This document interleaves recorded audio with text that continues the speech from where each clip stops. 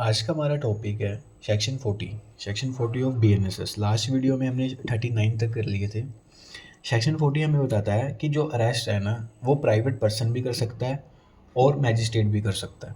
मतलब police officer के पास तो पावर है, लेकिन कुछ केसेस में आपको जो सिविलियन है उनके पास भी पावर है कि वो किसी भी ऑफेंडर को अरेस्ट कर सकते हैं और वो हैंड ओवर कर सकते हैं पुलिस को। सेक्शन 40 हमें उसका प्रोसीजर भी बताता है। सेक्शन 40 कहता है arrest by private person and procedure on such arrest. Any private person, कोई भी प्राइवेट पर्सन, कोई भी सिविलियन मे अरेस्ट और cause to be arrested any person who in his presence commit a non bailable offense or cognizable offense or any proclaimed offense। ये preliminary के exam के लिए important है कि जो प्राइवेट पर्सन है वो किस केस में अरेस्ट कर सकता है। सबसे पहले नॉन बेलेबल ऑफेंस, क्योंकि अगर बेलेबल होगा तो ऑब्वियसली वो पुलिस ऑफिसर या उसको बेल मिल सकती है। अगर उसने नॉन बेलेबल ऑफेंस किया उस केस में, एंड कोग्निजेबल केस में, ठीक है, नॉन बेलेबल एंड कोग्निजेबल, और कोई प्रिक्लेम्ड ऑफेंडर होगा, तीन केस में जो प्राइवेट पर्सन है उसकी अरेस्ट कर सकता है। And without unnecessary delay but within the 6 hours from such arrest shall make over or cause to be made over any person so arrested to a police officer or in the absence of a police officer take such person or cause him to be taken in custody to the nearest police station। Sub section 1 ये बताता है कि जो कोई भी private person है वो arrest कर सकता है।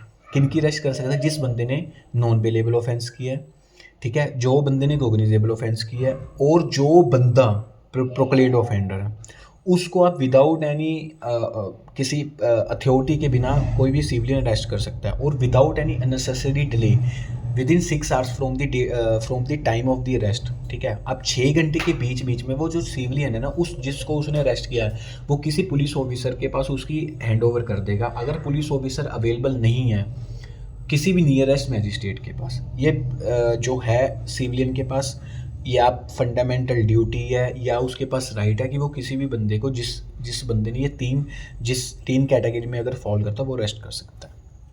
Sub section 2, if there is a reason to believe that such person comes under the provision of subsection 1 of 35 a police officer shall take him in custody। 35 यही बताता था, अगर तो उसने अरेस्ट कर लिया प्राइवेट पर्सन ने, और अगर वो पुलिस ऑफिसर के पास लेके गया और पुलिस ऑफिसर को लगा कि ये तो जो केस है 35 में फॉल करता है, 35 मतलब कि वो अरेस्ट कर सकता है विदाउट एनी अथॉरिटी और वारंट किसी भी बंदे को, तो वो दोबारा अरेस्ट करेगा उस बंदे को as per section 35 of section 1। ठीक है, अब आगे आ गया section 30 sub section 3।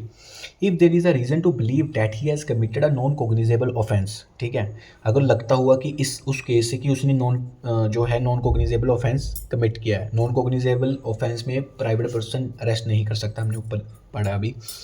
And he refuse on demand of a police officer to give his name and residence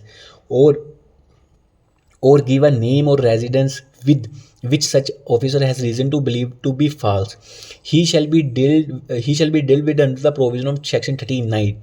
but if there is no sufficient reason to believe that he has committed any offense, he shall be at once released।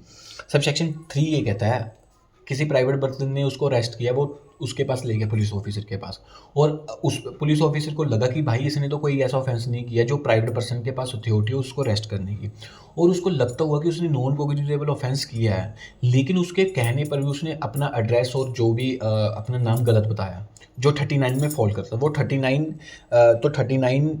Section को invoke करके उसकी help लेके वो 39 में उसको arrest कर लेगा। अगर उसको लगता है कि उसने कोई भी ऑफेंस नहीं किया तो एक बार उसको रिलीज़ करेगा या बेल आउट करेगा, ताकि नेक्स्ट जो प्रोसीडिंग है उसको इनिशिएट कर सके, उसको कर सके।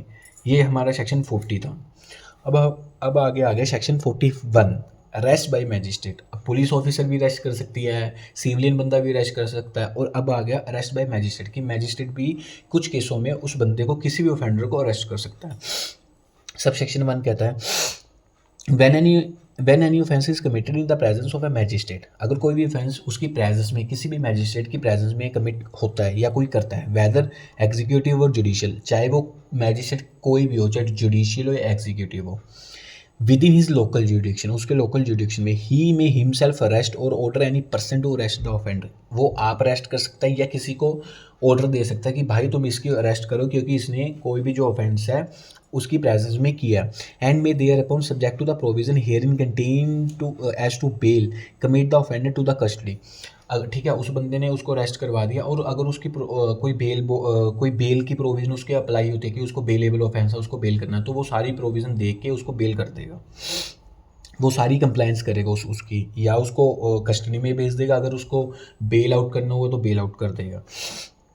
Any subsection 2, any magistrate whether executive or judicial may at any time arrest or direct the arrest in his presence within his local jurisdiction of any person for whose arrest he is competent at the time and in the circumstances to issue a warrant। वही बात आ गई कि किसी भी अगर उसके presence में किसी ने ऑफेंस किया, ठीक है, वो ऑब्वियसली नॉन बेलेबल होगा, प्रोक्लेम्ड ऑफेंडर होगा, या उसको जो लगता हुआ उसने किया, या तो उसके लिए वारंट इशू कर देगा या उसकी अरेस्ट के लिए अरेस्ट करवा देगा उसको, किसी भी पर्सन को कहे कि या किसी भी पुलिस ऑफिसर को। आगे आ गया सेक्शन 42। सेक्शन 42 हमें ये बताता है कि जो आर्म्ड फोर्सेस हैं, ठीक है, उनको प्रोटेक्शन दी गई है इस सेक्शन में कि आप किसी ऐसे नहीं है कि आप किसी पुलिस जो आर्म्ड फोर्सेस में या पैरामिलिट्री स्टाफ है कि कोई भी पुलिस ऑफिसर उनको ऐसे अरेस्ट नहीं कर सकती। उसको अरेस्ट करने के लिए आपको किसी कंपिटेंट अथॉरिटी की जरूरत पड़ेगी, ठीक है। Subsection 1, notwithstanding anything contained in section 35 and section 39 to 14। notwithstanding मतलब ये आपने जो भी कुछ पढ़ लिया सेक्शन 35 में और 39 to 41 तक कुछ भी पढ़ लिया, आप उसको भूल जाओ। सेक्शन 42 वहाँ अप्लाई नहीं होगा। अगर आप सेक्शन 42 की बात करोगे ना, जो आपने अभी ऊपर वाली प्रोविज़न पढ़ी है, उसका कोई यहाँ पर लेना देना नहीं, आप उसको भूल जाओ जब आप इस सेक्शन को पढ़ रहे हो, ठीक है।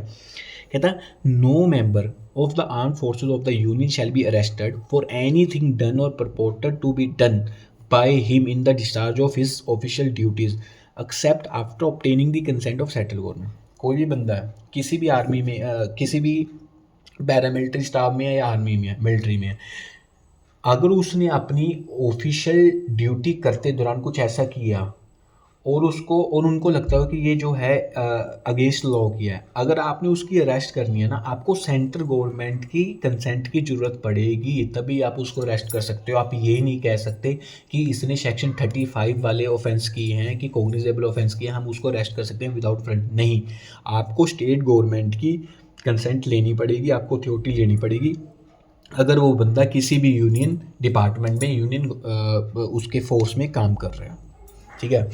अब आ गया सबसेक्शन 2।